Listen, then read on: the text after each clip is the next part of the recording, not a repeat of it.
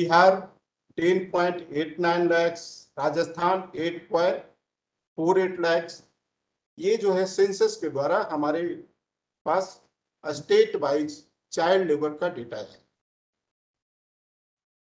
अब किस किस सेक्टर में पाया जाता है हम लोगों ने भी स्टडी किया है, लेकिन अपने पास जो है डेटा वंस अगेन जो है कि वो काफी पुराना है। तो एक जो है कि वो यूएस डॉल, जो यूनाइटेड स्टेट का जो डिपार्टमेंट ऑफ लेबर है, उसने एक टीवीपीआरएल लिस्ट जारी किया था, और उस लिस्ट के अनुसार ये जो एरिया है cotton, garments, firework, bidi cigarette, carpet, gem, brick kilns, ये एरिया में चाइल्ड लेबर की संख्या बहुत ज्यादा पाई जाती है। These are the prominent sector जहां पे बच्चों को भारी मात्रा में इन्वॉल्व किया जाता है उनको काम में लगाने के लिए। अब जो है कि चाइल्ड लेबर के हम रीजंस की तरफ जाते हैं। चाइल्ड लेबर होता क्यों है? एक तो हमारा जो है सोशो कल्चर फैक्टर्स है।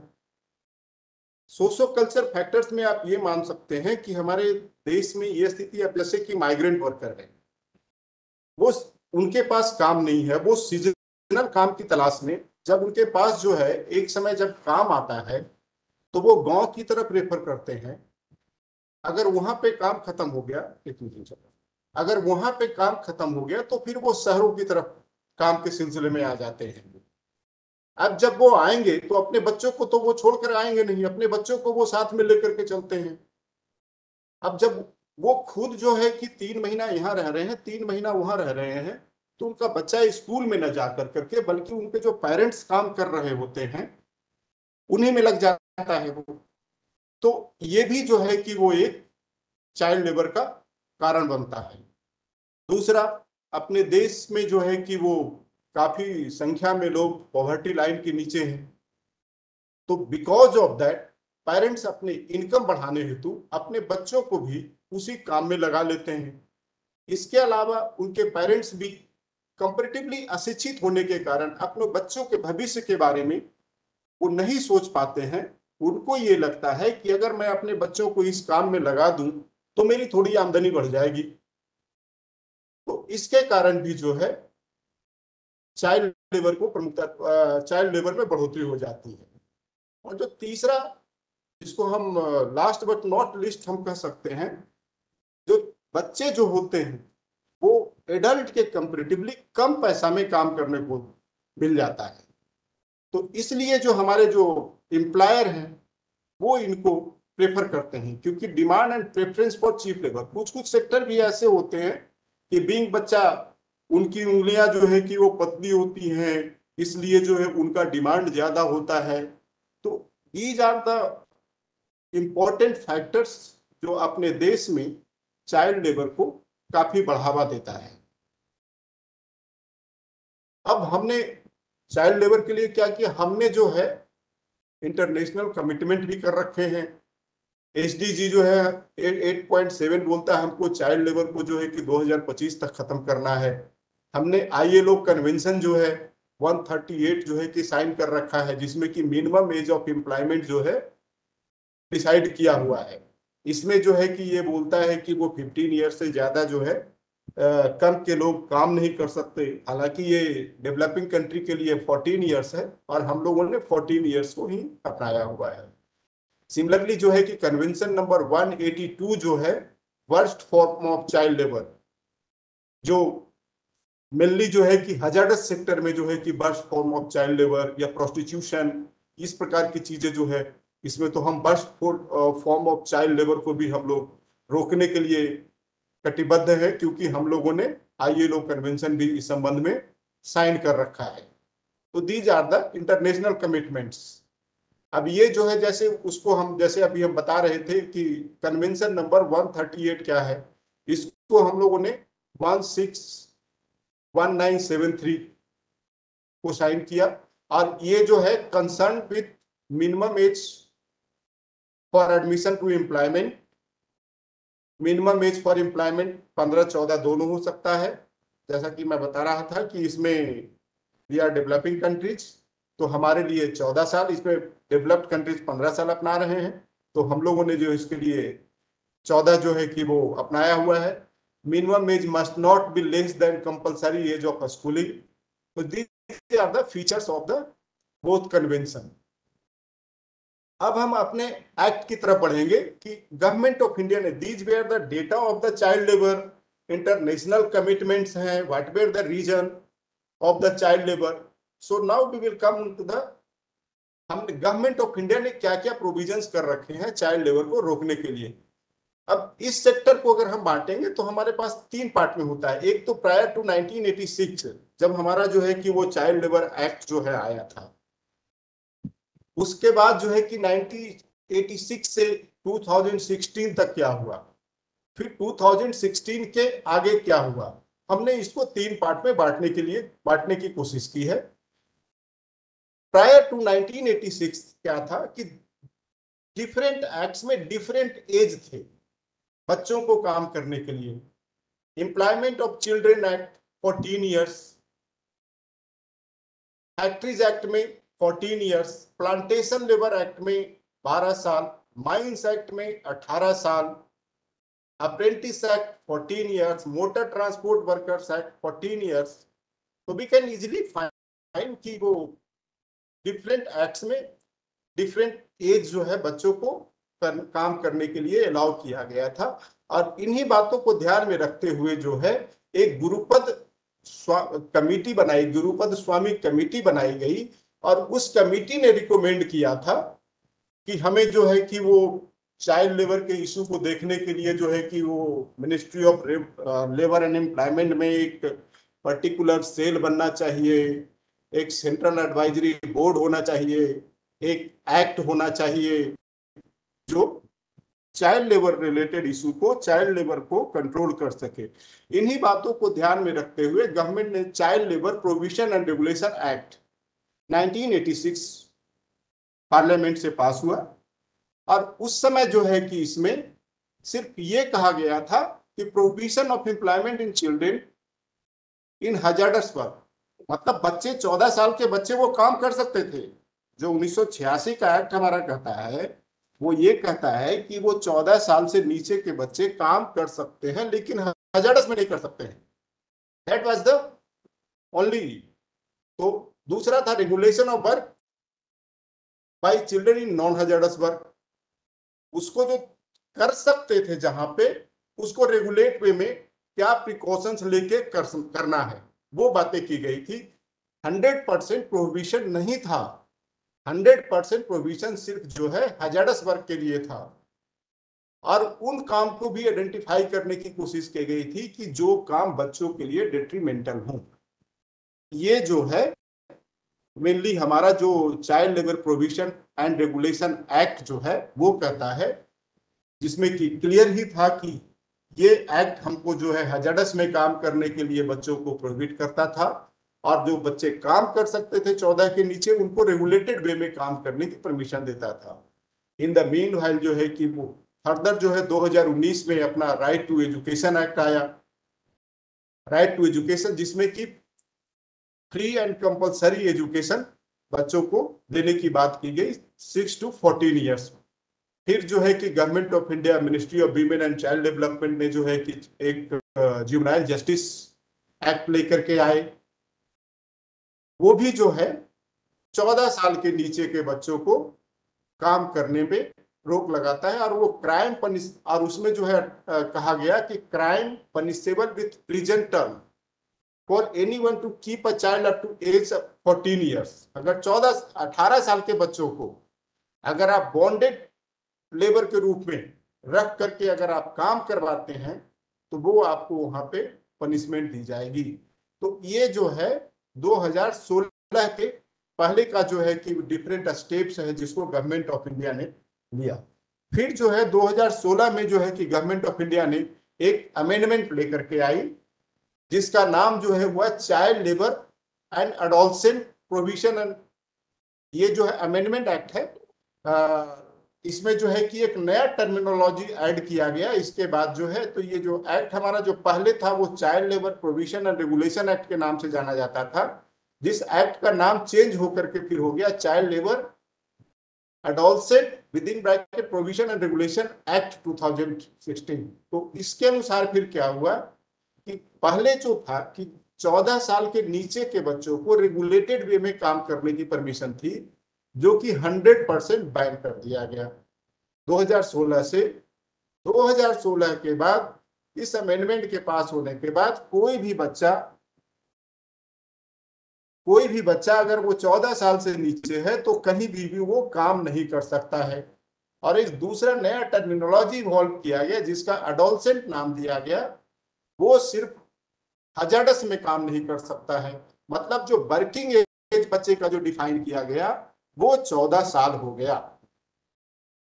फिर जो है इसी एक्ट में जो है कि बात की गई है कि जो ऑडियो विजुअल इंडस्ट्री है, स्पोर्ट्स रिलेटेड एक्टिविटी है, उसमें with certain exceptions, certain precautions, certain guidelines के साथ काम करने के लिए उनको उसमें अलाउ किया गया।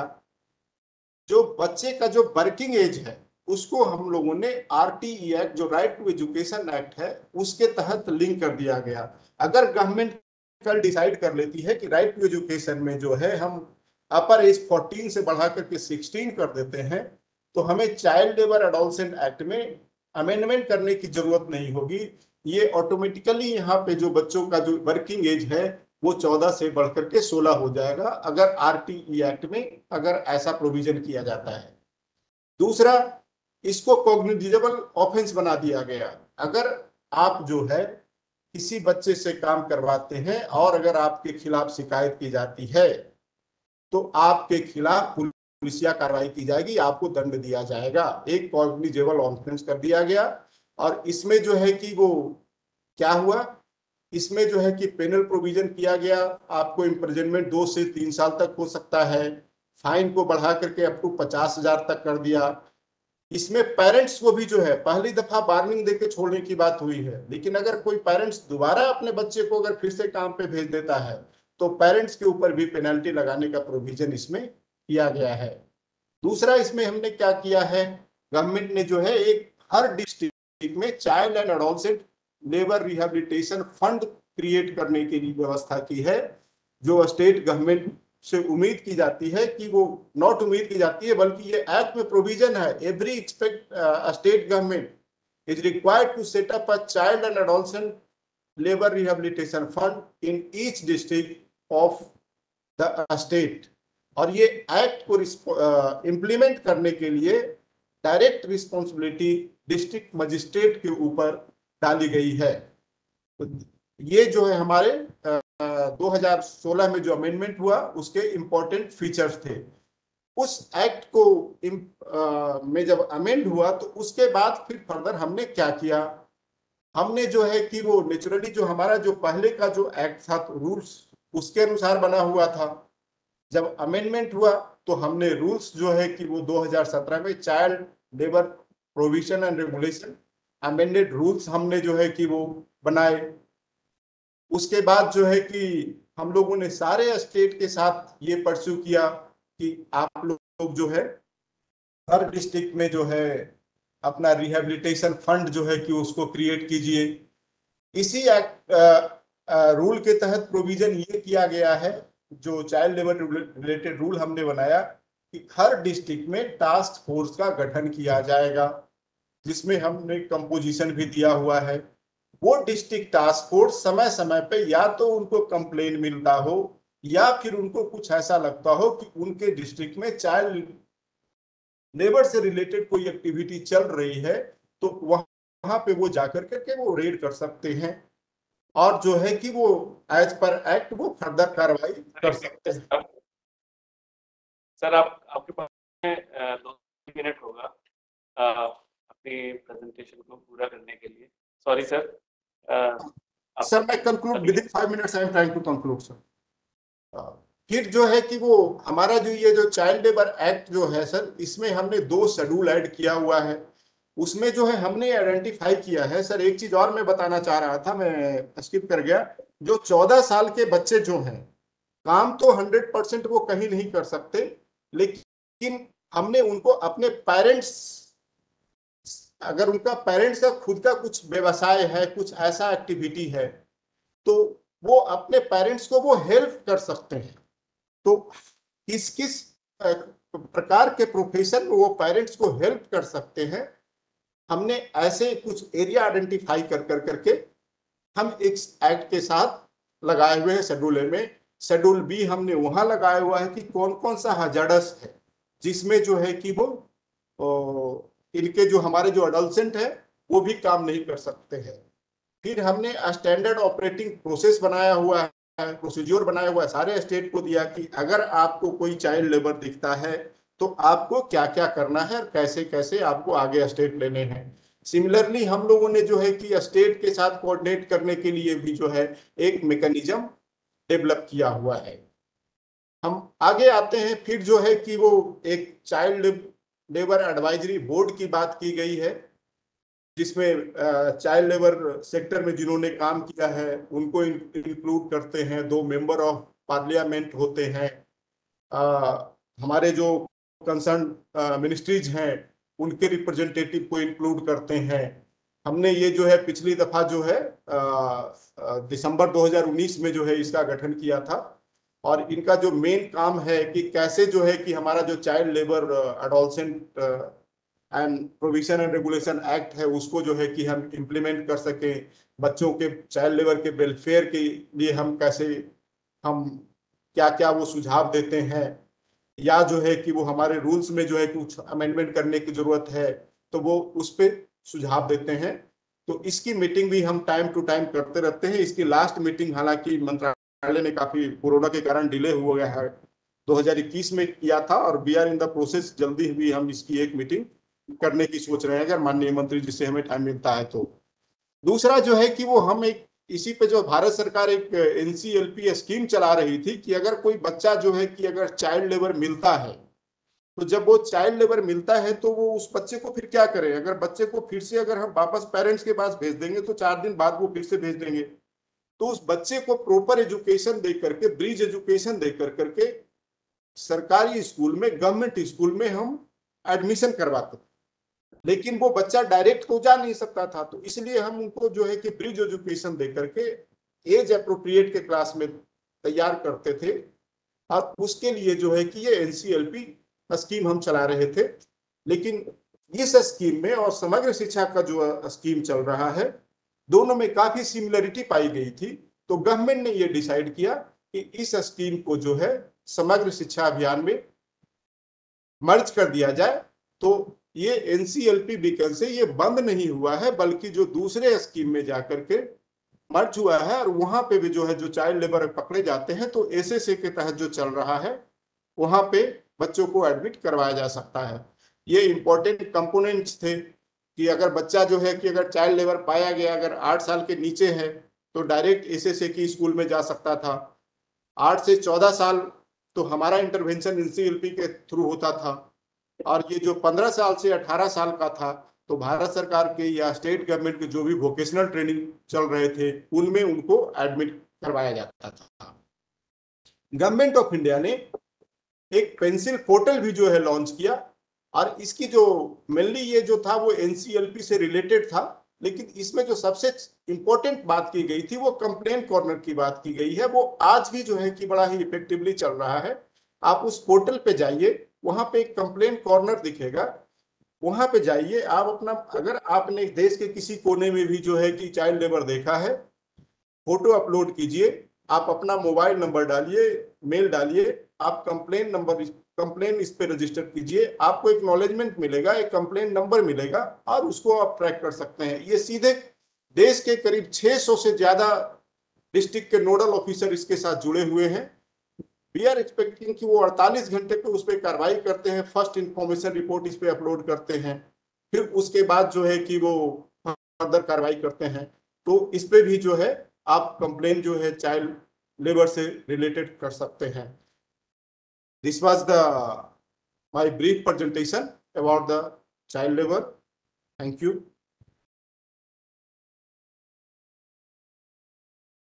थैंक यू सर, आपके संबोधन के लिए बहुत बहुत धन्यवाद। बाल मजदूरी की रोकथाम के लिए बनाए गए child and adolescent labour prohibition education and regulation act में एक संशोधन के बाद एक नए रूप में एक कानून है अपने बीच में। इस कानून को इसके अलग अलग पहलुओं को समझने के लिए हम इस वेबिनार के अगले वक्ता श्री अनंत अस्थाना जी को आमंत्रित करते हैं। श्री अस्थाना जी सुप्रीम कोर्ट में एडवोकेट हैं तथा देश में बाल अधिकार एवं बाल संरक्षण विषय पर काफी लंबे समय से, ये मेरा अनुमान है कि 2 दशकों से ज्यादा लंबे समय से आप इन विषयों पे सक्रिय हैं। देश के विभिन्न राज्यों में बाल संरक्षण कानूनों के प्रभावी इम्प्लीमेंटेशन के लिए लगातार आप अपना डिफरेंट कैपेसिटी में सहयोग प्रदान कर रहे हैं। मैं आमंत्रित करता हूं श्री अनंत अस्थाना जी को उनके शेयरिंग के लिए। सर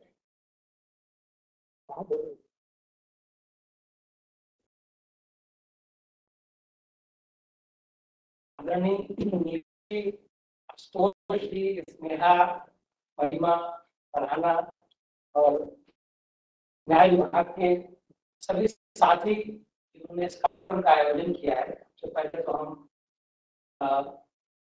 अभिनंदन करते हैं कि एक महत्वपूर्ण दिन को रेखांकित करने के लिए इस प्रोग्राम का आयोजन किया और हजारों की तादाद में सभी जुड़ते हैं इस प्रोग्राम में। इसलिए प्रोग्राम का महत्व है। बाल श्रम एक ऐसा विषय है जो रोजमर्रा की हमारी जिंदगी को प्रभावित करता है। राज्य वर्ग शायद इतना ज्यादा प्रभावित न होता हो, लेकिन मध्य वर्ग और निम्न मध्य वर्ग और गरीबी रेखा के नीचे रहने वाले समुदाय परिवार बड़े गहन तरीके से इस विषय से प्रभावित होते हैं।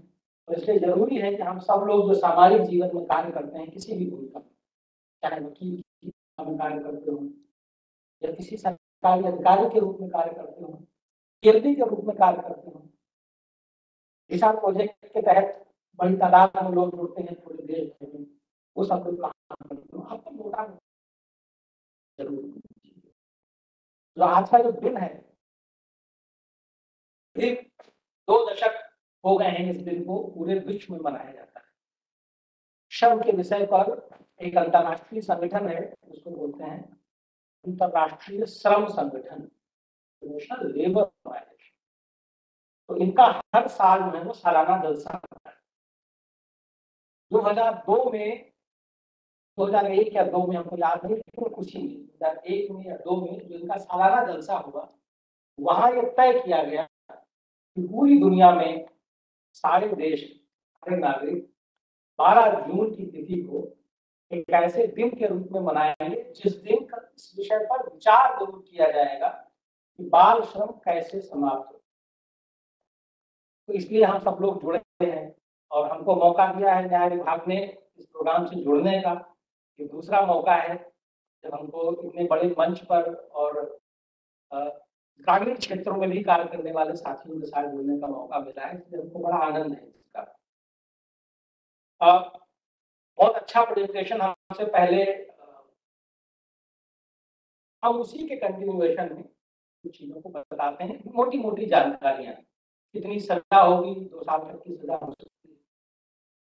बच्चा की आयु क्या है, 18 वर्ष तक की आयु है, उसमें क्या जटिलता है उसके ऊपर। इसके पहले आज के प्रोग्राम के लिए जो कॉन्सेप्ट नोट सर्कुलेट हुआ है, उसी में से डेटा है जो हमको बड़ा रोचक डेटा लग रहा था। हमको लग रहा है कि आप सबको इसका लाभ जरूर मिलना चाहिए। 2001 में 1.25 करोड़ के लगभग बच्चे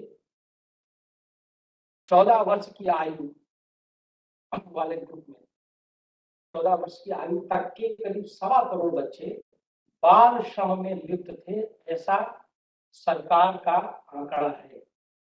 2001, 22 साल पहले 1.25 करोड़, बहुत बढ़िया बात है। अब देखिए उसके बाद जो प्रयास किए गए, 1986 का कानून बना, उस कानून को लागू किया गया, 88 में नियम आए, माननीय सर्वोच्च न्यायालय ने बहुत सारे एमसी नेता वगैरह के कई जजमेंट्स में तरह तरह के फैसले किए और सरकारों ने, केंद्र सरकार और राज्य सरकार ने मिल करके सामाजिक संगठन, कार्यकर्ता, वकील, न्यायालय, पुलिस मिल करके जो प्रयास किए उसके परिणाम देखिए। 2004-05 में संख्या 1.25 करोड़ से घट के करीब करीब जो है वो 90 लाख 91 लाख और फिर 2011 का भी उपलब्ध आंकड़ा है मेरे पास, करीब 44 लाख परिणाम देखने में आ रहे हैं। बाल श्रमिकों की जो है संख्या, कई लोग बाल श्रम को ये कहते हैं कि साहब बाल श्रम उन्मूलन किया जाएगा तो गरीबों का क्या होगा। सब देखते हैं काम कर रहे हैं, दया आती है। ये समझ लेना जरूरी है कि बाल श्रम एक ऐसा कुचक्र है, इसमें दया दिखाएंगे तो ये कुचक्र टूटेगा। दया जो है वो घातक है, तो मजबूत हृदय के साथ काम करना है। बाल श्रम गरीबी का, बाल श्रम गरीबी की वजह से नहीं है, परिणाम और कारण दोनों है। जो बच्चा पढ़ नहीं पाया, शिक्षा का मौका नहीं मिला, क्योंकि उसको लगा कि परिवार के लिए 4 पैसे कमा देना ज्यादा बेहतर है, और उसके इस रवैये का समर्थन कर दिया सबने। थाने में बैठे पुलिस अधिकारी को दया आ गई, अरे इस बच्चे को अगर हम हटा देंगे तो बेचारे का क्या होगा। परिवार के ऊपर कार्रवाई नहीं की, फैक्ट्री मालिक के ऊपर कार्रवाई नहीं की, क्योंकि फैक्ट्री मालिक ये बोलेगा साहब हमको तो बंद कर रहे हो, हम तो इस बच्चे को 4 पैसा देते हैं। वैसे क्या करेगा बच्चा, मर ही तो जाएगा इस तरह के तर्क समझ लेना जरूरी है कि बाल श्रम में अगर कोई बच्चा लिप्त हो, उसको वहां से नहीं निकाला गया तो उसका जीवन नष्ट होना तय है, भविष्य में कुछ नहीं बन पाएगा। वो उसी गरीबी में पैदा हुआ और उसी गरीबी में विलीन हो जाएगा। स्मृति के साथ इस कानून को इम्प्लीमेंट करना जरूरी है, और ये जो कुतर्क दिए जाते हैं उन कुतर्कों के माया जाल में न फंसे। ये माया जाल शब्द हम इसलिए कह रहे हैं क्योंकि कठिन होता है। जमीन पर जब आप काम करते हैं तो आपका इंटरवेंशन कठिन होता है, क्योंकि आपको सहसा ये अनुभव होगा कि आप तो बहुत क्रूर हृदय के हो रहे हैं, किसी की आजीविका छीन रहे हैं। ये बच्चा 5,000 रुपया कमाता है, इसको पैसा कमाने नहीं दे रहे हैं। इस तरह के भाव मन में आते हैं, जिसकी वजह से कई बार लोग इस कानून को उस शक्ति के साथ लागू नहीं कर पाते जैसी शक्ति वांछित है। कानून की दृष्टि है उस पर भरोसा रखिए और उसको पूर्ण शक्ति के साथ इम्प्लीमेंट करिए। जैसे परिणाम आगे जा रहे हैं वो दिन दूर नहीं है जब भारत बाल श्रम से मुक्त होगा। और बाल श्रम से मुक्त होना इसलिए जरूरी है कि गरीबी का नाश बहुत हद तक इस कुरीति के उन्मूलन से ही संभव। क्योंकि आप सब लोग काम करने वाले हैं इस विषय पर, तो कुछ चीजें समझ लीजिए कि बाल श्रम का लगभग 50% जो दायरा है वो हिंदी भाषी। उत्तर प्रदेश जहां से हम खुद आते हैं, बिहार, मध्य प्रदेश, राजस्थान, महाराष्ट्र, पूरे देश में बाल 50 से 60% यही 5-6 राज्यों का कंट्रीब्यूशन। ये हिंदी भाषी क्षेत्र की खास समस्या है। ये हिंदी भाषी क्षेत्र में काम करने वाले संगठनों पर बड़ी जिम्मेदारी बनती है। संविधान का मैंडेट है बाल श्रम के पीछे। सरकारों ने जो कानून बनाए हैं वो संविधान से प्रेरित है। 3 मुख्य बातें हमको जान लेना जरूरी है। संविधान ये कहता है कि 6 से 14 वर्ष आयु का हर विद्यालय में शिक्षा प्राप्त करेगा। यह सरकार की जिम्मेदारी है। विद्यालय खुलेंगे 6 से 14 तक कोई भी बच्चा विद्यालय से बाहर। इसीलिए देखिए 14 वर्ष की आयु तक के बच्चों को सेवा आयोजित करने पर पूर्ण रूप से प्रतिबंध है। तो कोई व्यक्ति 14 वर्ष तक का है, सरकार की नीति स्पष्ट है, कानून स्पष्ट है, संवैधानिक मैंडेट स्पष्ट है कि यह व्यक्ति 14 वर्ष तक का है, जैसे कम है तो यह विद्यालय में होना चाहिए। तो विद्यालय में है तो काम कैसे करेगा। अच्छा, फिर दूसरा मैंडेट है संविधान का दूसरे प्रावधान में, जो कहता है कि 14 वर्ष की आयु से कम लोग फैक्ट्रियों या फैक्ट्रियों जैसी अन्य निकायों में सेवायोजित न हो। जीवन का खतरा होता है, स्वास्थ्य का खतरा। तीसरा संवैधानिक मैंडेट है, तो कॉन्स्टिट्यूशन कहता है कि सरकार इस बात को सुनिश्चित करेगी कि लोगों को, उसमें महिलाएं हों, अशक्तजन हों, बच्चे हों, उनको स्वस्थ जीवन जीने का अवसर मिले। और सबसे महत्वपूर्ण बाल श्रम के संदर्भ में महत्वपूर्ण यह है कि सरकारों पर यह भी जिम्मेदारी है, आर्थिक कारणों की वजह से कोई भी बच्चा ऐसे काम में लिप्त न हो जो उसकी आयु या उसकी क्षमता से परे है। सीधा सीधा मैंडेट है चाइल्ड लेबर को एबॉलिश करने का। इन कॉन्स्टिट्यूशनल मैंडेट को लागू करने के लिए केंद्र सरकार के द्वारा बहुत प्रभावी कानून 1986 में बनाया गया और वो काफी संजीदगी के साथ इम्प्लीमेंट हुआ।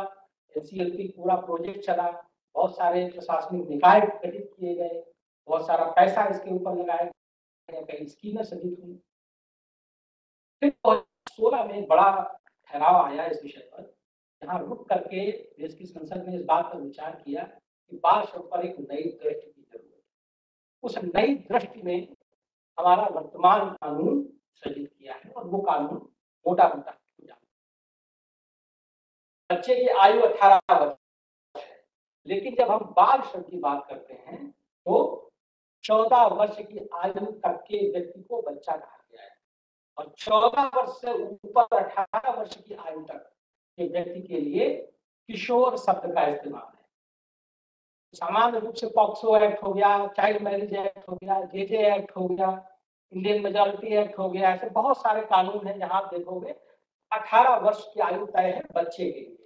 लेकिन चाइल्ड लेबर एक्ट ऐसा है जहां बच्चा और किशोर दो शब्द इस्तेमाल, 14 वर्ष की आयु तक बच्चा और 14 से 18 किशोर, एडोलेसेंट अंग्रेजी में उसको बोलेंगे। ये फर्क बाल श्रम पर काम करने वाले हर व्यक्ति के मन में स्पष्ट होना चाहिए।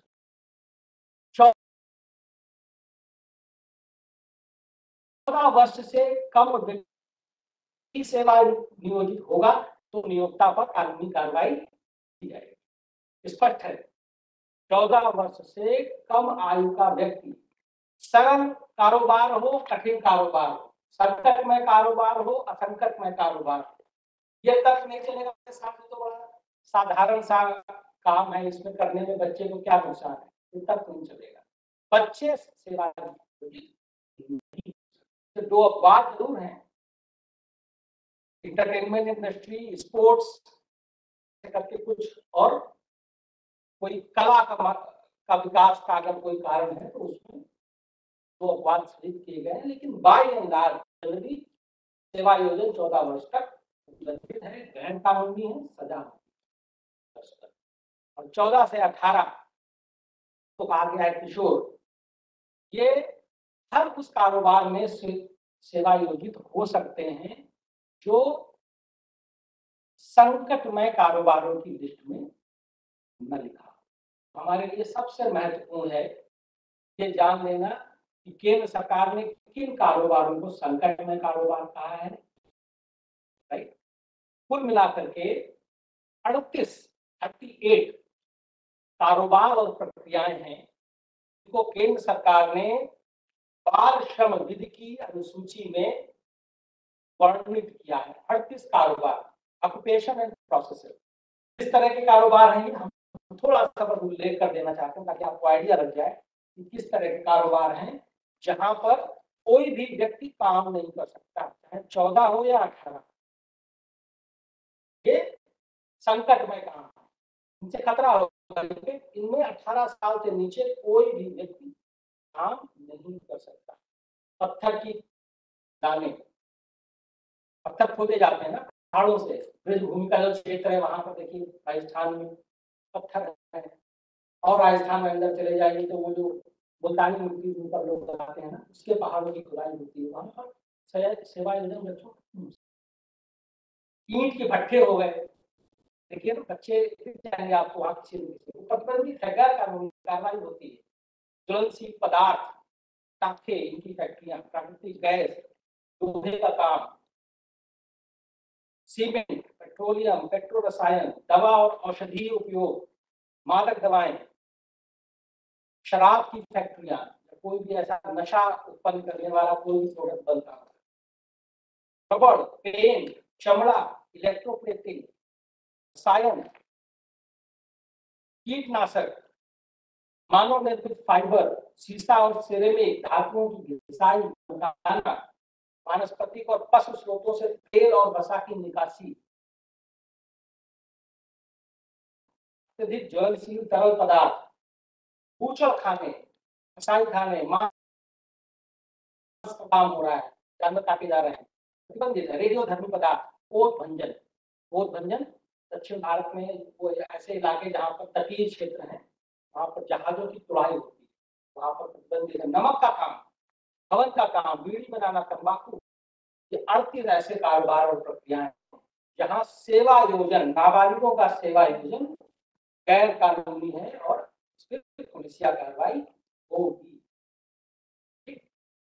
इसके अलावा 107 व्यवसाय और प्रक्रियाएं, 38 में तो सेवा योजन प्रतिबंधित है।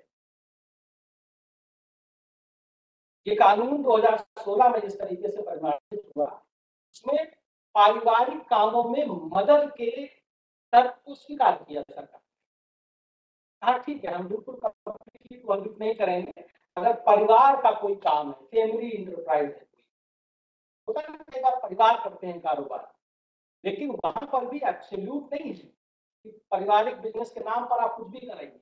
उसकी पूरी एक लिस्ट बना दी, 38 काम ये, और उसके अलावा 107 और नहीं, आप कुल मिलाकर के 38, 15 और 54, 38 कारोबार जो हमने अभी बताए, उसके अलावा 15 व्यवसाय, 54 प्रक्रियाएं चाइल्ड लेबर एक्ट के अनुसूची के खंड खा में लिखे हुए हैं।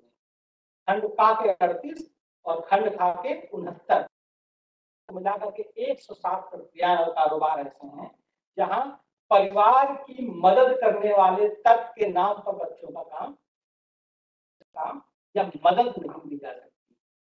इस कानून ने मदद का तर्क का जवाब दिया है।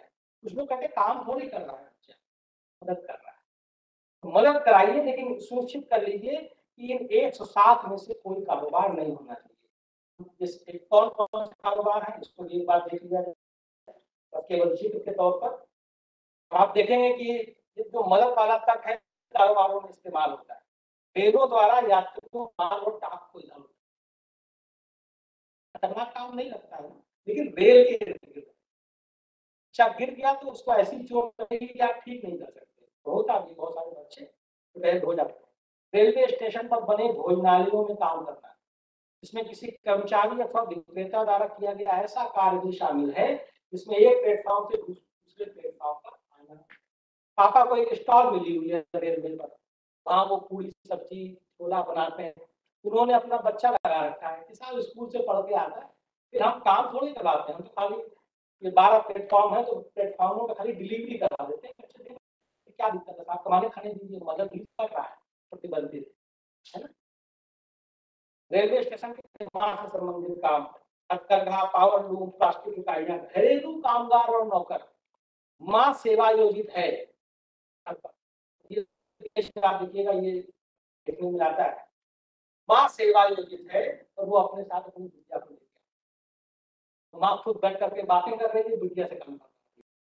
कोई पूछ दे कि बिटिया की उम्र कितनी है, अरे दीदी छोड़िए ना, बात नहीं कर रही है, सीख जाएगी इसी बात।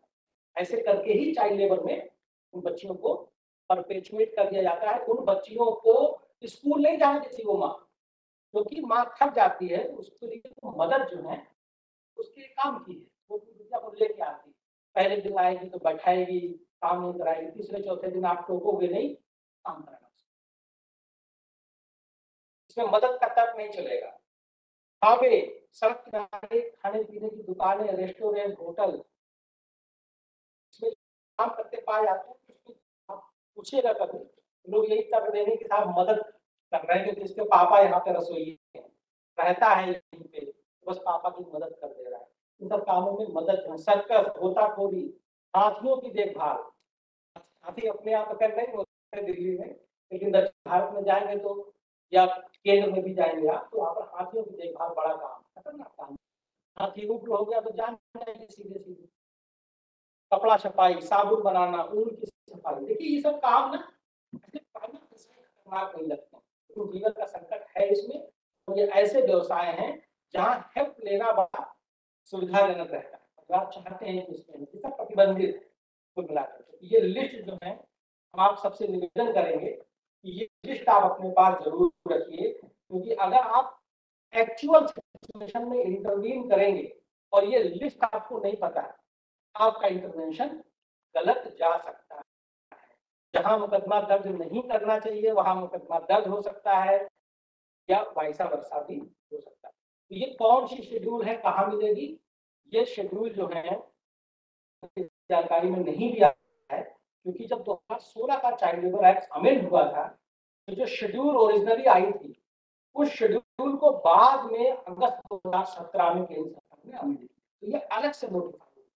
तो अगर आप गजट नोटिफिकेशन देखेंगे 2016 के चाइल्ड लेबर अमेंडमेंट का, तो उसकी शेड्यूल में केवल 3 कारोबार लिखे हुए हैं, फिर हमने आपको 107 कारोबारों की लिस्ट दी। ये 2017 में आई, ये 2016 में आई। 2016 वाली है mines, inflammable substances and explosive, और तीसरा लिखा है हैजार्डियस प्रोसेस, और फिर नीचे नोट लिख दिया है कि हैजार्डियस प्रोसेस का मतलब वही होगा जैसा फैक्ट्री एक्ट के क्लॉज CB में लिखा हुआ है।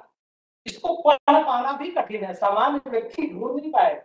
पहले वो ये नोटिफिकेशन पढ़े, फिर जाए फैक्ट्री एक्ट ढूंढे, जो फैक्ट्री एक्ट के क्लॉज में जाकर के वहां देखे हैजार्डियस का डेफिनेशन क्या है। कॉम्प्लिकेटेड काम है, सब बातें ज्ञान में लाई गई। केंद्र सरकार ने इस पर रिस्पॉन्स दिया, और 30 अगस्त 2017 का अलग से नोटिफिकेशन है। और ये हम खासतौर से इसलिए कह रहे हैं क्योंकि हम खुद अपने फील्ड में देखते हैं, जहाँ पर एडवोकेट्स हैं, प्रैक्टिस करते हैं, उनकी भी जानकारी में ये नोटिफिकेशन नहीं होता। तो एक बहुत बड़ा काम हम यही करते हैं कि लोगों को अपडेट करते रहते हैं कि भाई देख लो, अभी भी घरेलू कामगार वाला सवाल आप पूछ लीजिए तो कोई व्यक्ति से इसका जवाब नहीं दे पाएगा, क्योंकि लोगों के पास ये नोटिफिकेशन उपलब्ध नहीं है। इसको आप कितनी भी बार पढ़ते रहिए, घरेलू नौकर के तौर पर नाबालिग सेवा योजित हो सकता है, नहीं हो सकता, इस पर भी 14-18 होता रहेगा। लेकिन आप जैसे ये पढ़ लेंगे तो स्पष्ट हो जाएगा। मेरा निवेदन रहेगा कि जो भी लोग ग्राउंड पर काम कर रहे हैं वो ये शेड्यूल जरूर ले लें, और यूजर की तरफ से हमको लगता है सर्कुलेट भी हो जाएगा तो तब तक वेबसाइट पे डाला जा सकता है। तो हमको लगता है इतनी समय सीमा में ही हम जो है इतना ही आपके साथ साझा कर सकते हैं। इसका उपयोग करिएगा इस जानकारी का। आप सबका बहुत बहुत आभार समय देकर के हमारे पास। Thank you so much sir. आपने बहुत सरल भाषा में बहुत बारीकी से इन विषयों को हमारे बीच में रखा है। बच्चों के सर्वोत्तम हित को सुरक्षित करने के लिए बचपन बचाओ आंदोलन नाम की संस्था, जिसका नेतृत्व माननीय कैलाश त्यागी जी करते हैं। इस संस्था ने बाल मजदूरी की समाप्ति की दिशा में रेस्क्यू एंड रिहेबिलिटेशन के विषय पर लगातार काम किया है, और रेस्क्यू रिहेबिलिटेशन और साथ साथ रीइंटीग्रेशन भी इम्पोर्टेंट है। इस विषय को थोड़ा और बारीकी से करीबी से समझने के लिए मैं आमंत्रित करता हूं अगले वक्ता के रूप में श्री धनंजय टिंगल जी को, जो बचपन बचाओ आंदोलन संस्था में एग्जीक्यूटिव डायरेक्टर के पद पर 2014 से कार्यरत हैं। माननीय टिंगल जी। थैंक यू सर, आपका धन्यवाद। और सर किसी का, प्रियांक जी का हाथ उठा हुआ है, कुछ प्रियांक जी कुछ कहना चाह रहे हैं? नहीं सर, माइक एडजस्ट करते हैं। आप शुरू करिए sir. Right, thank you sir. तो अभी मुझसे पहले दोनों वक्ताओं ने काफी डिटेल में, शिवकांत जी ने और आनंद जी ने काफी डिटेल में चाइल्ड लेबर एडोलसेंट एक्ट के बारे में, child labour prevention regulation act के बारे में बहुत डिटेल में बताया, एक एक सेक्शंस के बारे में बताया, और ऑल्सो JJ एक्ट में कि किस तरीके से चाइल्ड लेबर को, भारत में बाल श्रम को खत्म करने के लिए कानून व्यवस्था की गई है। और जो नोट सर्कुलेट था उसमें भी बहुत सारे फैक्ट्स दिए हुए हैं। मैं अब एक्ट पे ज़्यादा डिटेल्स नहीं दूंगा, लेकिन एक्ट के अंदर जो हमारे प्रोसेसेस हैं, इसके लिए 2017 में मिनिस्ट्री ऑफ लेबर ने एक standard operating procedure child labour free India के नाम से बनाया था, कि वो प्रोसीजर था कि कैसे भारत में रेट एंड रेस्क्यू ऑपरेशन चलाए जाए और हर बच्चे को रेस्क्यू किया जाए। तो मेरा ये इस वक्त सब साथियों से जरूर निवेदन है कि जब भी हम इसको करें तो इसका लीगल प्रोसेस पे बहुत ध्यान रखें। अगर लीगल प्रोसेस नहीं होता तो बच्चे के हर तरह से उसका रिहेबिलिटेशन करने में दिक्कत आती है।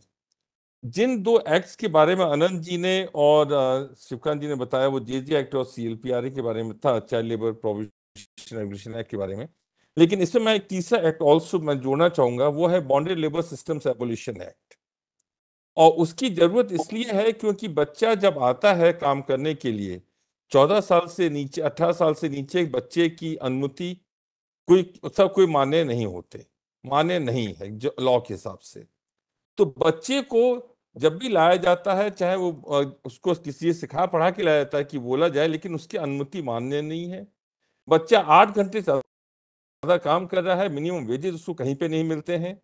तो इन सब पहलुओं से उसको बॉन्डेड लेबर की श्रृंखला में पूर्ण रूप से आता है।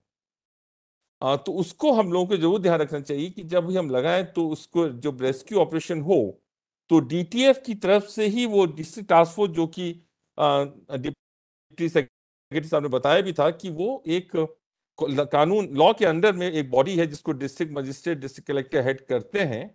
वो उस बॉडी में एप्लीकेशन दे, कंप्लेंट दे के वहां से कोई उनके ही नुमाइंदे, चाहे रेवेन्यू ऑफिसर, एसडीएम या तहसीलदार, उसको रेड को लीड करें, जिससे कि वहीं पे बच्चे को जो रेस्क्यू हो उसको हम जो है एक बॉन्डेड लेबर डिक्लेयर कर सकें और रिलीज सर्टिफिकेट इश्यू हो सके। बॉन्डेड, अब मैं प्रोसीजर पे आता हूँ। रेड एंड रेस्क्यू के प्रोसीजर जो बेसिकली क्या है, इसका हमारा पहला प्रोसीजर होता है बच्चे का आइडेंटिफिकेशन। आइडेंटिफिकेशन जो होता है कि अगर आपको कहीं बच्चा कोई काम करता हुआ कहीं पे दिख रहा है तो उसके लिए 3 प्रोसेस हैं। एक तो जो मिनिस्ट्री ऑफ लेबर की हमारे जो पेंसिल पोर्टल है, आप वहां पे कंप्लेंट कर सकते हैं, जिसको कि डिस्ट्रिक्ट नोडल ऑफिसर देखेंगे। अगर वहां पे आप नहीं भी देखते हैं तो अब जैसे कि अब ये चाइल्ड लेबर एक्ट जो है वो कॉग्निजेबल ऑफेंस है, जेजे एक्ट कॉग्निजेबल ऑफेंस है, तो आप 100 नंबर पे फोन करके भी बच्चे को रेस्क्यू कर सकते हैं। और अगर वरना है तो आप डिस्ट्रिक्ट कलेक्टर के ऑफिस में वहां की डिटेल्स के साथ वहां पे उसकी आप कंप्लेंट कर सकते हैं बच्चे की, जहां पे वो डिस्ट्रिक्ट टास्क फोर्स में के थ्रू उस बच्चे को रेस्क्यू किया जाएगा। अब रेस्क्यू के बाद सबसे पहली चीज जरूरी है कि बच्चे को सेफ प्लेस पे उसको लेके जाया जाए, तो और सीडब्ल्यूसी के सामने पेश किया जाए। सीडब्ल्यूसी के सामने पेश करने से पहले जो वहां पे जब रेस्क्यू होता है तो लेबर डिपार्टमेंट, लेबर ऑफिसर जो हैं, उनकी रिस्पॉन्सिबिलिटी बनती है कि वो उस बच्चे के उसमें जो नियोक्ता है उसके अगेंस्ट एक एफआईआर जरूर लॉन्च करें, और उसके ऊपर लेबर डिपार्टमेंट से जो ऑफिसर हैं, लेबर ऑफिसर या इंस्पेक्टर, नियोक्ता को वहां पे फाइन करें और उसके ऊपर वो एक्शन लें under the labour act, child labour act. और पुलिस में एफआईआर वो जेजे एक्ट, सीएलपीआरए और बीएलएसए सेक्शंस के साथ की जानी चाहिए। इसमें कि सेक्शन 75 और 79 of child labour juvenile justice act, section 14 and 16 of child labour prohibition regulation act and section 3 and 5 of BLSA act लगे। और बॉन्डेड लेबर की जरूरत इसलिए भी होती है कि बच्चे का रिहेबिलिटेशन, बॉन्डेड लेबर डिक्लेयर होने के बाद, आरसी होने के बाद, उसके रिहेबिलिटेशन में उसको काफी चीजों का उसको फायदा होता है, मुनाफा, वो उसको बहुत ज्यादा फायदा होता है और रिहेबिलिटेशन में मदद करता अच्छा टेंगल जी, 1 मिनट में इंटरप्ट कर रहा हूँ आपको। जी प्रियांक जी, सॉरी, मेरी 4:15 से दूसरी मीटिंग है, तो I have to join that meeting. तो आप ले लें sir, I will talk it later please, no issues. हो गया, मेरी दूसरी मीटिंग पे लोग आ गए हैं। हाँ। मैं इसको 20-25 मिनट में खत्म करूंगा। अगर आपकी वेबिनार चलता रहा तो I will join again. Okay, Ashutosh ji sir बताएं, या प्रियांक जी ठीक आप है बोल सर, सकते हैं, आप ठीक है बोलते सर। पहले, आप बोलते मैं बाद में बोल दूंगा सर। नहीं, आप कंटिन्यू रखिए। मेरी 4:15 से दूसरी मीटिंग है, तो अब उसका भी टाइम नहीं बचा ना, वो लोग मेरा वेट कर रहे हैं। तो हम फिर आपका वेबिनार चलता रहेगा तो आई विल ज्वाइन अगेन। मतलब ये ज्वाइन डे में लॉग आउट नहीं कर रहा हूँ, आई एम हियर ओनली। आप एक ऐसे स्टॉप कर दीजिएगा तो मैं अपना बोलूँ। Thank you. सो इसमें जो बॉन्डेड लेबर में बच्चे को जो होता है वो ही इज डिक्लेयर्ड, तो उसके बाद वो सेंट्रल सेक्टर स्कीम के तहत उसको इमीडिएट रिलीफ, जितनी स्कीम वेलफेयर स्कीम्स हैं उसमें उसकी प्रायोरिटी हो जाती है और उसका रिहेबिलिटेशन आसान हो जाता है। सीडब्ल्यूसी में पेश करने के बाद बच्चे को शेल्टर होम्स में सीडब्ल्यूसी भेजते हैं उसके बयान लेके, और शेल्टर होम से उसका रिपेट्रिएशन माँ बाप के साथ गांव में किया जाता है, लेकिन उसके पहले जरूरी है कि बच्चे का सोशल इन्वेस्टिगेशन रिपोर्ट बच्चे के होम डिस्ट्रिक्ट से CWC मंगा ले और उसके बाद उसको बच्चे को रिपैट्रिएट करें। जब बच्चा वापस चला जाता है तो जरूरी बहुत rehabilitation process is very important, जिससे कि बच्चे का फिर से रीट्रैफिकिंग ना हो सके। नाउ इन दिस केस जब अगर उसको रिलीज सर्टिफिकेट इश्यू हो जाता है तो बच्चा becomes a child and his family becomes vulnerable, most vulnerable, और उसको access to various government schemes आसानी से हो जाता है। जो ऑर्गेनाइजेशंस हैं, PLVs हैं जो उस डिस्ट्रिक्ट में हैं, बच्चे की इंफॉर्मेशन जो है वो CWC को भी आती है, जो बच्चे रिपैट्रिएट किए जाते हैं। इन बच्चों को मेरा ये रिक्वेस्ट होगा PLV से कि इन बच्चों को गांव में फॉलो करके उनको जितनी सारी स्कीम्स हैं और उन स्कीम से उसको लिंक करना चाहिए।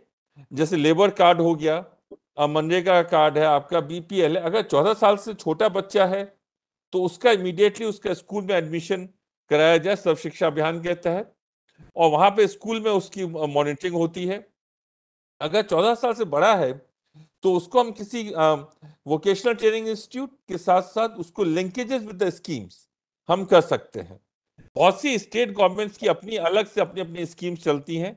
जैसे कि बिहार में एक चाइल्ड चीफ मिनिस्टर मुख्यमंत्री रिलीफ योजना है, जो चाइल्ड लेबर के बच्चों की चाहे मुख्य बाल श्रम से मुक्त बच्चों के लिए है। उन बच्चों को 25,000 रुपए की तरह 25,000 रुपए उनको मिलते हैं उनके रिहेबिलिटेशन के लिए बिहार में। लेकिन इसके लिए जरूरी वही है कि FIR कॉपी होनी चाहिए, FIR बच्चे के साथ बच्चे की लगी हो, और CA तो इंश्योर करना होता है कि हमारा जो रिहेबिलिटेशन जो पूरा लीगल प्रोसेस है वो कंप्लीट हो सके। इसमें एक और जो महत्वपूर्ण बात यह है कि जो कि अभी एक बहुत बड़ी प्रॉब्लमेटिक रही है, वो ये कि बच्चों जो नियोक्ता हैं उनके ऊपर कन्विक्शन बहुत कम है।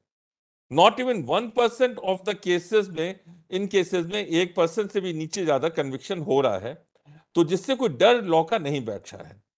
दूसरी मिनिस्ट्री ऑफ लेबर की जो SOP आई है, वो उस SOP को हर स्टेट में हर डिस्ट्रिक्ट में फॉलो नहीं किया जा रहा है। वो बहुत विस्तृत है, बहुत सारे उसमें एक्शंस भी लिखे हुए हैं जो रेस्क्यू के वक्त होंगे, जैसे कि सीलिंग होनी चाहिए बिल्डिंग्स की, वो होना चाहिए, इमीडिएट फाइन होना चाहिए, अरेस्ट कहते हैं इसका क्या एम्प्लॉयर जो है वो अरेस्ट होना चाहिए। लेकिन ये सारी चीजें सब जगह नहीं हो रही। यहां तक कि बॉन्डेड लेबर एक्ट भी बहुत सी स्टेट्स में नहीं लगाया जा रहा, बच्चे को बॉन्डेड लेबर डिक्लेयर नहीं किया जा रहा, और उसका ये कारण है कि वो बिलीव नहीं करते कि बच्चा बॉन्डेड लेबर है। So that is one of the problem. So एक चीज तो ये है। Now I will also suggest PLVs हैं भारत में जो सोशल वेलफेयर स्कीम्स हैं, they are one of the best schemes in the world, all over the world. लेकिन उनका इंप्लीमेंटेशन, उनका एक्सेस जो मोस्ट वनरेबल है उन तक नहीं हो रहा है, जिसकी वजह से children becomes more vulnerable. Schools की कंडीशंस भी गांव में उतनी अच्छी नहीं है। तो मोस्ट इंपॉर्टेंट थिंग इज कि अगर हम वनरेबल फैमिलीज को लिंक कर सकें स्कीम्स के साथ, तो चाइल्ड लेबर का जैसे जो स्टेट्स हैं, जो सोर्स स्टेट्स हैं लाइक बिहार, झारखंड, वेस्ट बंगाल, असम, छत्तीसगढ़, सदर्न राजस्थान, वहां से उनका हम ट्रैफिकिंग उनकी रोकी जा सकती है। मोस्ट ऑफ द केसेस में बच्चे जो काम कर रहे हैं वो ट्रैफिक होके लाए गए हैं, दूसरी स्टेट से लाए गए हैं काम कराने के लिए, और उन बच्चों का दूसरी स्टेट से भी या फिर गांव से लेके शहर में लाया गया है। तो उनको वो स्कीम से लिंक करना, once the child is rescued उसके बाद भी लिंक करना, उससे पहले अगर वनरेबल फैमिलीज को आइडेंटिफाई करके उन फैमिलीज को स्कीम से लिंक किया जाए, तो ये चाइल्ड लेबर की एक जड़ पे ही हम अटैक करते हैं, जिससे कि वहां पे वो उनको रोका जा सके। तो ये हमारा बेसिक है। BBA की तरफ से अभी तक मतलब 40 साल में BBA ने 1,15,000 से ज्यादा बच्चों को रेस्क्यू किया है। आज 12 जून है, जो कि वर्ल्ड अगेंस्ट चाइल्ड लेबर है। ये भी 2002 में ILO ने ग्लोबल मार्च अगेंस्ट चाइल्ड लेबर, जो कैलाश जी के नेतृत्व में 1999 में 6 जून को पहुंची थी, तो 12 जून को ILO ने इसको डिक्लेयर कर दिया in honour of that honour. So now ये एक महत्वपूर्ण चीज है कि भारत SDG का सिग्नेटरी है। 2025 तक एक कमिटमेंट है कि हम बाल श्रम से देश को मुक्त करेंगे। और अभी हम लोग जिस तरह से अभी बीबीए की तरफ से जो बाल इस बार एक हम लोगों ने कॉल भी दी थी और रिक्वेस्ट किया था स्टेट गवर्नमेंट से, what we are seeing that there large very big awareness sensitivity. State government में बहुत ज्यादा सेंसिटिविटी है, बहुत लोग हैं कि जहां पे बच्चों को रेस्क्यू किया जा रहा है। Now it's important that we link the rescues with the rehabilitation एक तरफ और दूसरा प्रोसिक्यूशन। लेकिन एम्प्लॉयर्स का प्रोसिक्यूशन नहीं हो रहा है और chargesheet is no time bound. Basic problem child labour cases में यह है कि इनके केसेस की हेयरिंग टाइम बाउंड नहीं है। तो कुछ कुछ केसेस में चार्जशीट ही जो है वो 6-6, 7-7 साल बाद फाइल की जाती है। जब कोर्ट में केस आता है तो बच्चा कहाँ चला जाता है, बच्चे का 18 साल से बड़ा हो जाता है, वो काम पे चला जाता है, तो मिलना बहुत मुश्किल हो जाता है। So we need to ensure कि एक बच्चे का स्ट्रॉन्ग फॉलोअप हो, CWCs और PLVs इसमें मदद करें। और अगर जल्दी से जल्दी केस चार्जशीट टाइम बाउंड अगर हो सके, that will be the best. Thank you sir.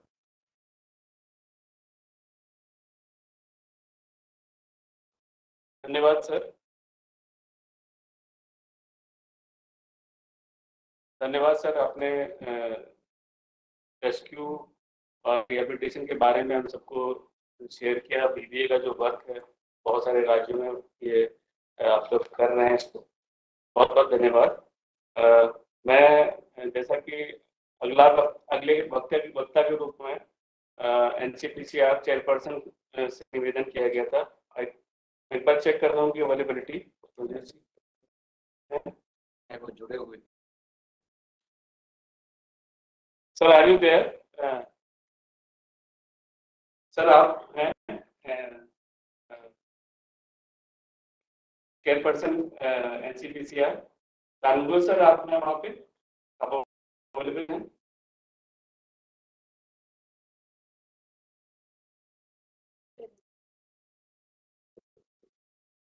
Sir आप सुन पा रहे हैं मुझे?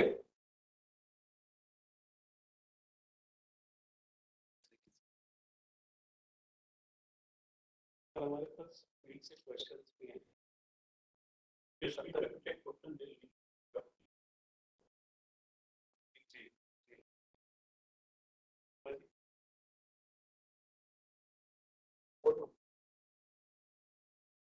हेलो पूनम जी, और आपका क्वेश्चन कह दो। पूनम जी आप जुड़े हैं, सुन पा रहे हैं हमें? आप अपना सवाल पूछ सकते हैं। विकास दिख रहे हैं। विकास जी, अगर आप क्वेश्चन पूछना है।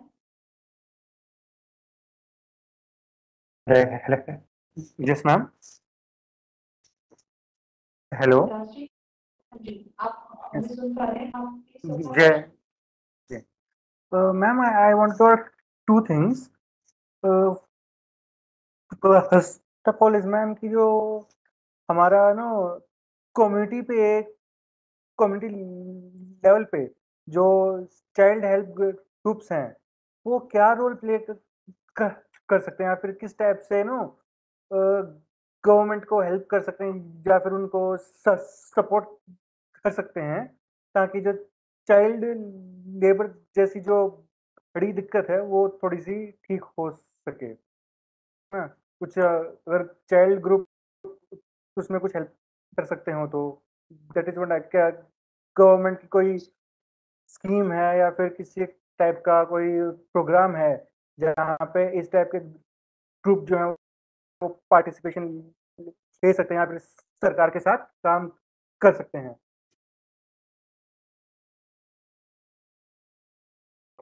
विकास जी, आपका दूसरा क्वेश्चन क्या था? पहला क्वेश्चन तो आपने चाइल्ड राइट्स ग्रुप के बारे में बोला। सेकंड मेरा क्वेश्चन है सर, अभी जो सर ने कहा था कि हमारी कंट्री में तकरीबन 1.1 करोड़ के आसपास जो चाइल्ड लेबर इंस्टेंसेस हैं, है ना। मैं तो अभी कुछ टाइम पहले NCRB का डेटा में देख रहा था, कुछ सिर्फ 560 के आसपास जो क्रिमिनल केसेस हैं वो हुए हैं फाइल, है ना? तो इसका ठीक ठीक है मतलब है विकास कि जी, हाँ आपका सर, जो क्वेश्चन है, पहला वाला जो सवाल है वो मैं हाँ सर, टिंकल सर से रिक्वेस्ट कि आपका सवाल जो बाल समूह के बारे में है कि क्या बच्चों को अगर जागरूक किया जाए, बच्चों की, क्योंकि उनके पास में राइट टू पार्टिसिपेशन भी है, तो बीपीए का कैसा अनुभव है? बाल समूह, बाल चिल्ड्रंस क्लब का किस तरह का योगदान रहा है, क्या उसके बारे में अगर शेयर कर सकते हैं। आशुतोष जी, आप किस स्टेट से हैं, कहाँ से हैं? मैं विकास जी, आप कहाँ से हैं? सर मैं नेशनल लॉ स्कूल से हूँ, Bangalore. Bangalore, okay. So I just tell you कि बैंगलोर। हम लोग करीब 1500 विलेजेस में भारत में काम कर रहे हैं बच्चों के साथ। एंड बेसिक पर्पस इज की prevention of child labour and trafficking, जो इसको रोकने के लिए। तो वहां पे हम बाल समूह बनाते हैं, बाल पंचायत कहते हैं, जो कि इलेक्टेड होती है, और उसका जो रोल होता है वो ये होता है कि उसका इंश्योर करता है कि सारे बच्चे स्कूल में जाएं, कोई बच्चा वहां पे काम ना करे। तो बच्चे खुद जानते हैं, एक दूसरे से मिलते हैं, then they are able to go and meet, check out कि कौन सा बच्चा है, कौन अगर स्कूल नहीं आ रहा है बच्चा, तो वो जाके उसे घर में चेक करते हैं, और बच्चा बाहर होता है तो वो गवर्नमेंट, चाहे वहां पे स्कूल प्रिंसिपल, पंचायत को या फिर पुलिस में इन्फॉर्म करते हैं कि बच्चा यहाँ से गायब हो गया, so that child can be rescued, can be brought back. तो वो एक मॉनिटरिंग करके, एक पीयर ग्रुप, इस peer peer to peer understanding और पीयर टू पीयर को रोक के बच्चे और महिलाओं बच्चों को करते। दूसरा, अगर उनको ये खबर मिलती है कि कोई बच्चा काम कर रहा है, तो वो वहां पे जाके खुद भी कोशिश करते हैं, स्कूल में जो वहां पे गांव में जो पंचायत है उनको बताते हैं, और उन लोगों के साथ मिलकर उन बच्चों को वापस स्कूल में लेके आते हैं। So that is also important, because RT के तहत अब सारे बच्चों को स्कूल में होना, headmaster is responsible to ensure all the children are coming to the school. तो वो भी एक रिस्पॉन्सिबिलिटी का, उसका भी वो, उसको थोड़ी सी उनको आप अवेयर करते हैं उनके राइट्स और उनके बारे में कि वो कैसे रो सकते हैं। और अगर दूसरा आपका जो क्वेश्चन था एनसीआरबी की, एनसीआरबी का डेटा का, विकास जी, I will say the number of cases which are being reported in NCRB is not all the cases which are happening in the country. Yes sir, वही अगर आप देखेंगे तो बहुत बार, मतलब उससे ज्यादा केसेस जितने एनसीआरबी में रिपोर्टेड है, उससे ज्यादा केसेस तेलंगाना पुलिस ने इस साल जनवरी में किए, which is on the, if you go operation Muskaan में उन्होंने 600 एफआईआर करी हैं चाइल्ड लेबर के ऊपर। So the number of cases which are being handled by the government and the law enforcement is far more than what is being reported in NCRB at present. So we should not go by NCRB on this case. Thank you. Thank you, sir. Thank you, sir. Thank you, sir. My next question. अगर आप कुछ भी हो तो मैं आपका question जो आपके चैट में शेयर करा मैं पूछ दूं।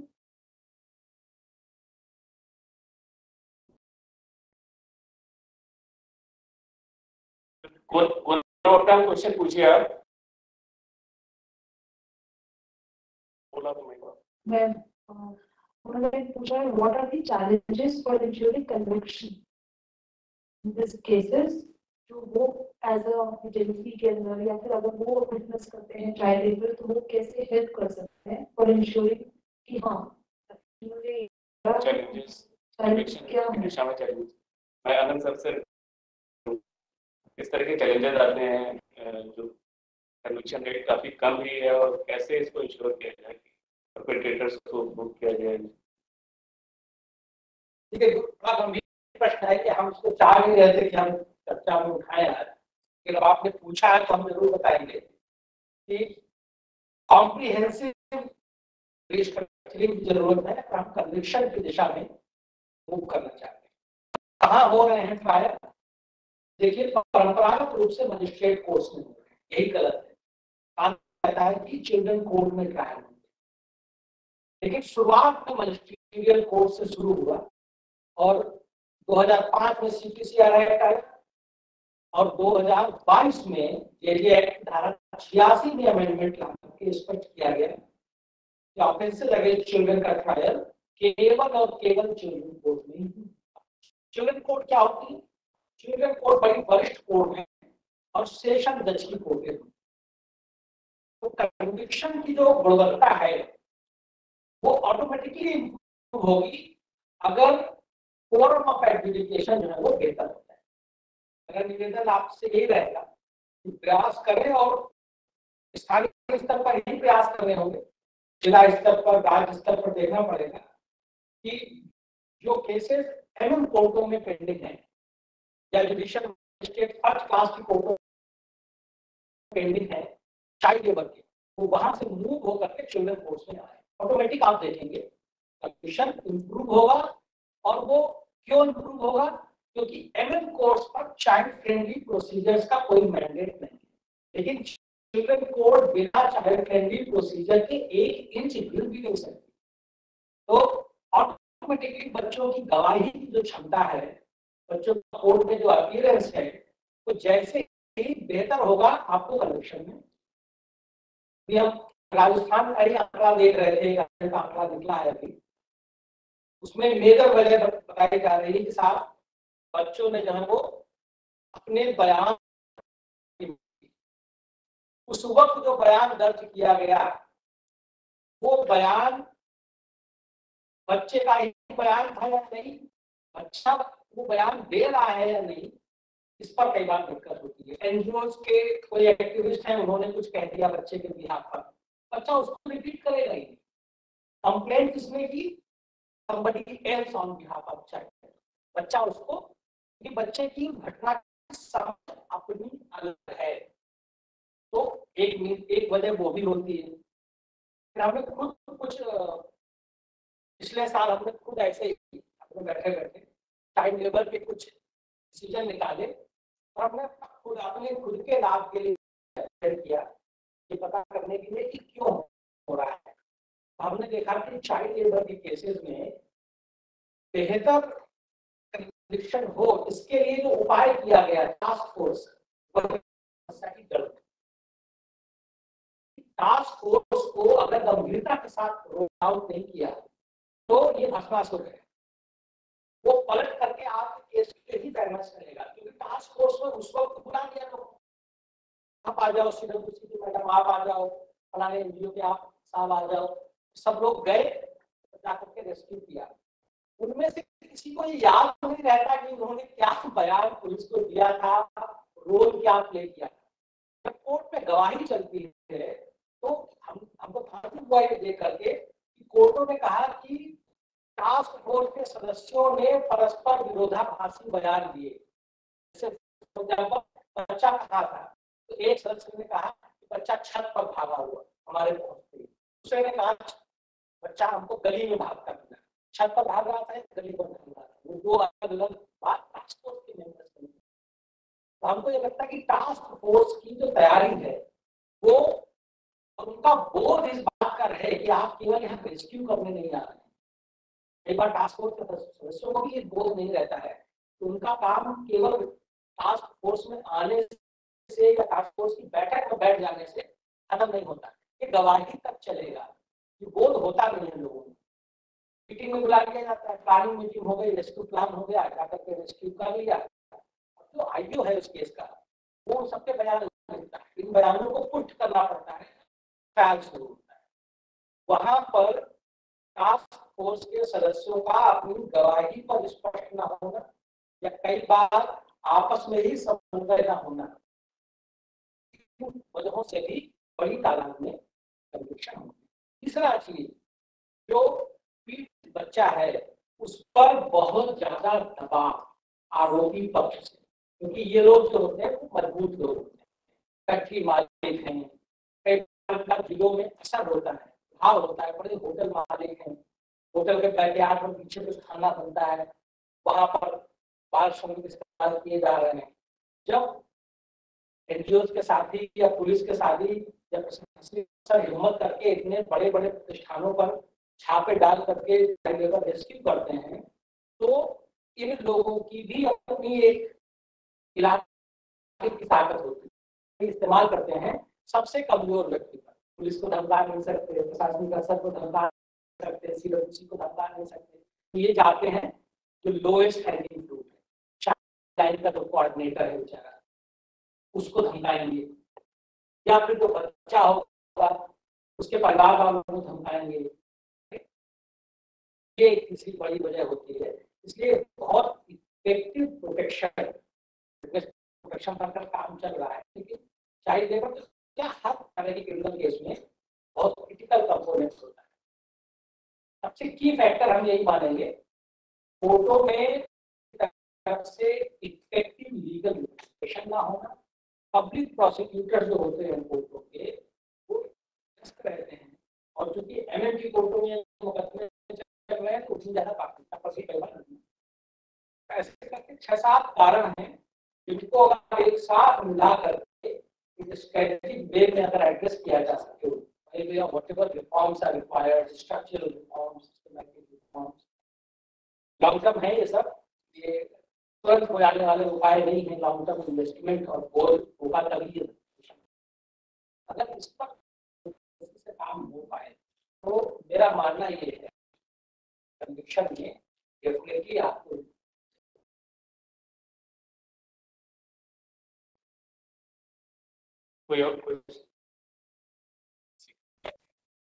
हेलो नमस्कार, मेरा नाम आलोक व्यास है। मैं सवाल कर सकता हूं सर? सर पूछिए। जी धन्यवाद। मैं राजस्थान में CECOEDECON centre for community economics and development consultant society में हम लोग काम कर रहे हैं, और अभी हम लोग एस्पिरेशनल डिस्ट्रिक्ट्स में लीगल लिटरेसी, लीगल अवेयरनेस पे काम कर रहे हैं। मेरा सवाल सर ये था कि सामाजिक संस्थाएं ये जानते हैं कि बाल मजदूरी, बाल तस्करी एक संगठित अपराध भी है, और सामाजिक संस्थाएं इसको लेकर काम भी कर रही है, पर कई बार जमीनी स्तर पर चुनौती ये आती है, खासकर ग्रामीण क्षेत्रों में ये आती है कि अब हम जानते हैं कि सामाजिक संस्थाएं कोशिश ये करती है कि परिवारों की, समाज की या स्थानीय स्तर पर समुदायों की काउंसलिंग करे, उनसे बातचीत करे कि बाल तस्करी और बाल जो मजदूरी है ये किस तरह से समाज के लिए एक तरह से अपराध है। लेकिन स्थानीय स्तर के समुदाय और स्थानीय स्तर के लोगों का कई बार ये होता है कि वो प्रभावशाली वर्ग के दबाव में आके वो अपनी बात नहीं कह पाते हैं। जहां पर मंच पे अपनी शिकायत रखनी होती है वहां अपनी बात नहीं रख पाते। उनको लगता है कि वो या तो कोई बड़ा वर्ग है या कोई प्रभावशाली वर्ग का व्यक्ति है या कोई नेता है, और उसके चक्कर में अपनी बात कह नहीं पाते, रख नहीं पाते हैं, और इस चक्कर में कई बार ऐसे होते हैं कि महत्वपूर्ण मजबूती के साथ किए गए प्रयास भी विफल हो जाते हैं। आलोक जी आपका सवाल पूछिएगा, क्वेश्चन पूछिएगा। जी सवाल यही है कि जो संस्थाएं संगठन, एक तो पहली बात तो पहला सवाल तो ये है कि बाल मजदूरी पे जो संस्थाएं संगठन काम कर रही है, एक तो वो कितनी संगठित हैं, और दूसरा ये कि जो संस्थाएं काम कर रही हैं वो प्रभावशाली वर्ग के दबाव में आने से कैसे बचे। जो लोग स्थानीय लोग हैं उनका मानना ये है कि कई बार प्रभावशाली वर्ग के दबाव में आके वो अपना जो है शिकायत जो है वो सही मंच तक नहीं पहुंचा पाते हैं। तो ये एक बार कई बार बाधा के रूप में आता है। इसको कैसे सामना किया जाना चाहिए?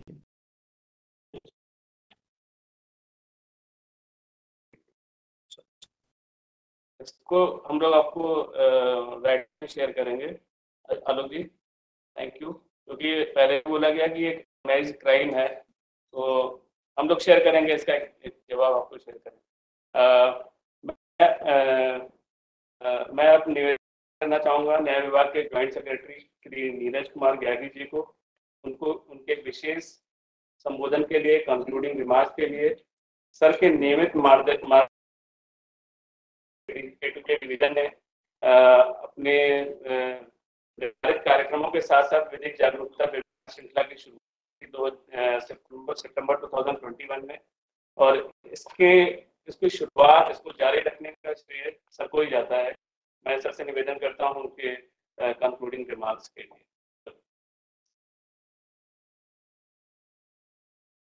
सबसे पहले सेक्रेटरी डिपार्टमेंट आप सबका स्वागत करता हूँ। आज के वक्ता कुमार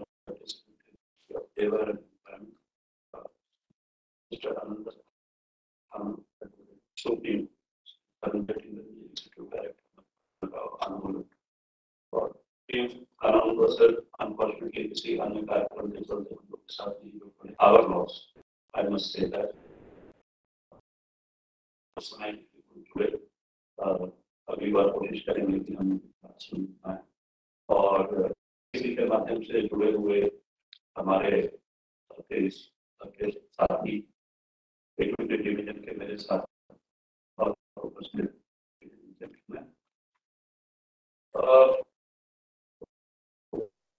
चाइल्ड लेबर आज मनाया जाता है और जिस तरह से वक्ताओं ने अपने बातों को पिरोया है, तो शिवकांत जी ने सारे के सारे जो व्यवस्था बताई 86 के पहले की 86 से 216 का 216 के बाद का 10 की जो सूची जिसके बारे में शायद मुल्क लोग पता नहीं।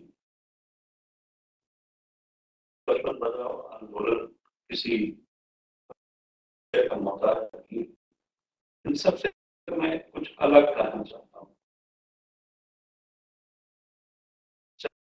जो है वो कारण है, परिणाम है, इस चीज को समझना पड़ेगा क्योंकि बहुत सारे जो डेटा है चाइल्ड लेबर से क्या वो वजह से है जो हमारे वर्ग में है उसके चलते हैं। जो राज्य जहाँ की जनसंख्या बहुत ज्यादा है वही ये समस्या है। ये आजीविका से जुड़ा हुआ है, ये शिक्षा से जुड़ा हुआ है, भोजन से जुड़ा हुआ है, अपराध से जुड़ा हुआ है, अजायब चीजों से जुड़ा हुआ है। हमारे घर में जो लोग काम कर रहे हैं उनके साथ भी बच्चे आते हैं, माँ आती है और साथ में बच्चा आता है, उनको काम।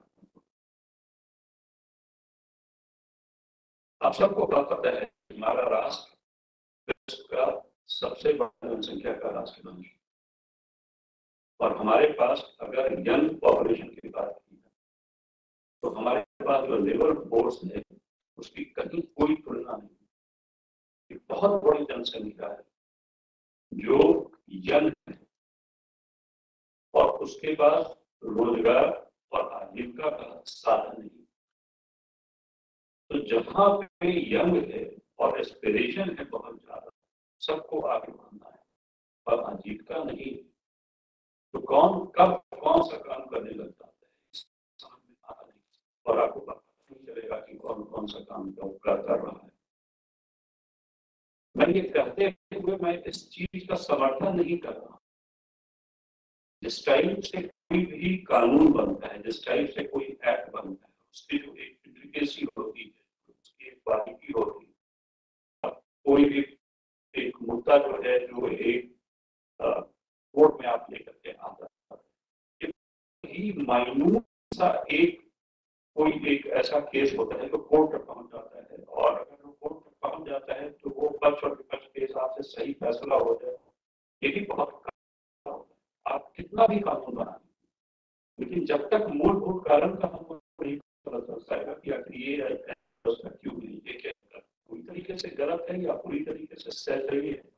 बहुत जनरल बातें कर रहा हूँ लेकिन मुझे खुशी है आज के दिन हम लोग सब लोग एक साथ बैठकर इस बात की चर्चा कर रहे हैं और इस चीज के बारे में बहुत सारी चीज और बहुत सारी समझ। सबसे रिमार्केबल पूरे वेबिनार का है वो आनंद जी का वो सूची है। हम पूरी कोशिश करेंगे कि उसका हम लोग अपने वेबसाइट पर लगा ये जानना बहुत जरूरी है बारीकी से कि अगर जिस चीज का केस हम कर रहे हैं जिसको हम लोग कानूनी सलाह दे रहे हैं तो चाइल्ड लेबर का डेफिनेशन कौन सा ऐसा काम जिसके अंतर्गत आता है तभी आप अपना काम कर पाएंगे। ये बड़ी खुशी है कि हम लोग अब तक ऐसे बहुत ही ज्वलंत विषयों के ऊपर में इस टाइप से वेबिनार करके और लोगों तक अपनी बात पहुंचाने की कोशिश करते हैं और हमारे कार्यक्रम को बहुत लोगों ने देखा है और उसकी संख्या दिनों दिन बढ़ती जा रही है। हम सब इसके लिए बधाई। मैं खास करके अपने CSC के साथियों को धन्यवाद करना चाहता हूँ जो केवल से इस प्रयास में हमारे साथ जुड़े हैं और उनका काफी सहयोग होता है इस चीज को आगे बढ़ाने। मैं फिर से सचिव महोदय की तरफ से मैं सारी वक्ताओं को एक बार धन्यवाद देता हूँ समय निकाल और हमारे साथ जुड़े।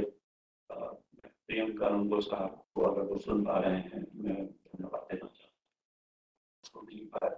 लेकिन अगर उनका कोई मैसेज है वो आप अपनी बात करना चाहते हैं तो कृपा करके हमें भेज दें, हम लोग उसको अपने रिकॉर्ड में ले लेंगे।